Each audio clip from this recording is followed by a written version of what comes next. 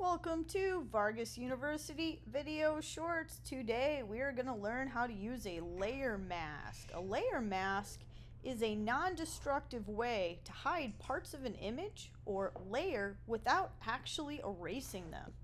They're great for making image composites, modifying background colors, removing or cutting out objects, and targeting your edits so they affect only certain areas rather than the entire layer.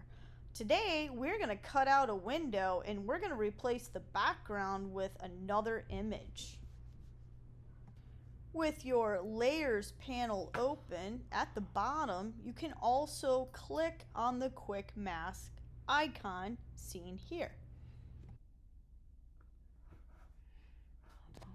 To enable the mask tool, we will be utilizing the brush tool located in your toolbox to the left. Click on the brush tool. The only two colors that you will need are black and white. Inside your toolbox, in the color tables at the bottom, select black. We are going to use black with our paintbrush tool to erase the unwanted parts of the image that we want to delete.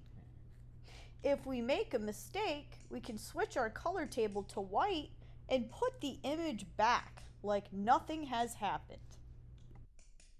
Once I have completed masking out the unwanted areas, I can bring in another image on a layer to replace the background in the window.